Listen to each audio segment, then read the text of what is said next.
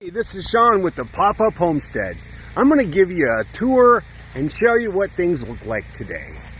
Keep in mind there's some things and places that they wouldn't normally be, like vehicles, but we're doing a lot of work, so let me show you.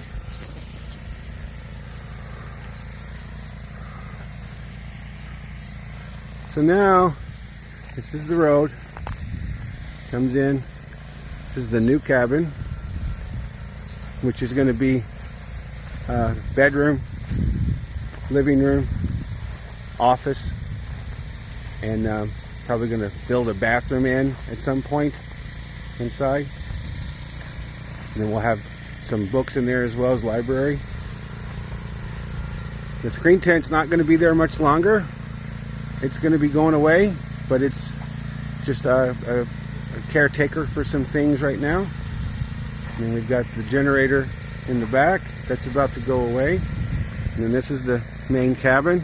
This cabin is now going to be the kitchen, and for cooking, for baking, for gardening. There's going to be storage. So almost like just a kitchen house, right? So it's that's the vision that we have with the two buildings, and how we're going to merge the two and have them both usable in ways that also helps us to both have some more space to move around, have some more space, a living space, right? The one cabin's been small and tight and at times uncomfortable, just tight. Move this to get to this kind of thing. So you know, it is what it is. But so that's what we see here. And then the carport has been an amazing experience. It's just so bad they're actually sending us a new one. It's going to be white, so it'll be here somewhere. I don't know where, but yeah, the top doesn't work. They sent another one that didn't work, and then the two wires broke. So they said we'll just send you a new one, and so they're doing that. So I might be able to piece this one together and maybe get use out of it, but it catches water. It doesn't tie down. So I got to give it some love. Maybe it'll be usable at some point, but we'll see. And then the chickens, they've been moved. See, they were way over there, and we moved them over here. Plus, it's much flatter, and now the chickens can't go underneath. They were going under and laying eggs under, and I had to use the rake to get them out. So that's no longer in the game because they can't get under anymore. So, but they've got this space, and I got more fencing you can see laying over there that's going to come over here. We just did this. We just got that cabin, as a lot of you may already know, 5 days ago maybe. And then of course the car and the container, we're working on getting that empty, because we have decided that it's just not right, the right piece for us. It just doesn't do what we need it to do. The fact that it gets so hot inside, it's just been an eye-opener for sure. I could see one day us having one of those, a 20-footer, not a 40-footer, having one and buried as far as protection from tornadoes and any other, you know, event that could happen. It's a place for us to be safe for a while anyway. And then of course the back, there's the water catchment. We're still now using that for storage until we sort things out into which cabin's going where. And what I'll do is I'm going to go and show you what's happening in this cabin.